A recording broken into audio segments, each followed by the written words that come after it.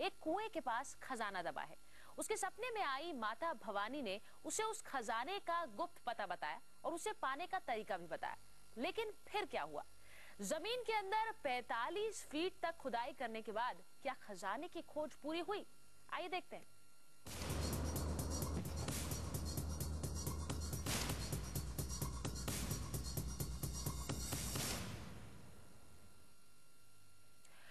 सपने में इंसान कुछ भी बन सकता है, लेकिन नींद खुलते ही हकीकत सामने आ जाती है। लेकिन कुछ लोग हकीकत को सच नहीं मानते। ऐसा ही एक महिला वैशाली तिलक की वजह से महाराष्ट्र के कोल्हापुर जिले में इन दिनों हंगामा मचा है, क्योंकि ये महिला सपने में खजाना देखने के बाद खजाने की तलाश में जुट गई है। भवानी माता की सनिल, मेरा पहला सवाल आपसे है, ये जो महिला कह रही है कि खजाना है, खुदाई करनी चाहिए, ये कोई अनपढ़ महिला नहीं है, ये पढ़ी लिखी महिला है, स्कूल की प्रिंसिपल है। अगर ये इस तरह का दावा कर रही हैं, तो क्या थोड़े हद तक हम इन पर विश्वास करें? मनोविभ्रांति सिर्फ अनपढ़ के लिए नहीं है। मनोविभ्रांति किसको हो गया है वो ऐसा चीज बताएगा। और ऐसा अंधविश्वास को प्रचार करने के लिए जो लोग ये कर रहे हैं, ये तो रोकना चाहिए, क्योंकि ये मनोविभ्रांति में जो कुछ लोग कहता है, इसका पीछे तो जाने का कोई मतलब नहीं है। और ऐसा कोई मूर्ति वहां है तो उनका कोई शक्ति है, तो इतना लोग तो काम करने की क्या जरूरत है? उनका मूर्ति का अपना शक्ति से क्यों नहीं ऊपर आता है? तो कम से कम यह सोचना चाहिए, ये बिल्कुल मनोविभ्रांति है और इसका पीछे जाने तक कोई मतलब नहीं है। जमीन में गड़ा खजाना ढूंढने की कोशिश अब सियासी रंग ले चुकी है। महाराष्ट्र में शिवसेना ने इसका अपना मतलब निकालना शुरू कर दिया है। आप तस्वीरों में देखिए, यहाँ शिवसेना के जिला प्रमुख मुरलीधर जाधव अपने कुछ साथियों के साथ जिला कलेक्टर से मुलाकात कर रहे हैं। शिवसेना के नेताओं की मांग है कि वैशाली तिलक को जमीन में गड़ा खजाना और माता की मूर्ति ढूंढने के लिए और खुदाई करने की इजाजत दी जाए। हम आपको बता दें कि वैशाली तिलक इसके लिए अब तक 75,000 रुपए अपनी जेब से खर्च कर चुके हैं और उनके सपने के मुताबिक अब सिर्फ 20 फीट खुदाई का काम और बचा है।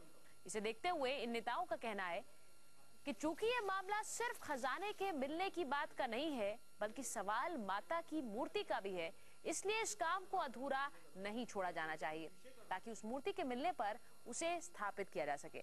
हालांकि खजाने को लेकर शिवसेना कहती है कि अगर खजाना मिला तो उसे राजकोष में जमा करा दिया जाएगा।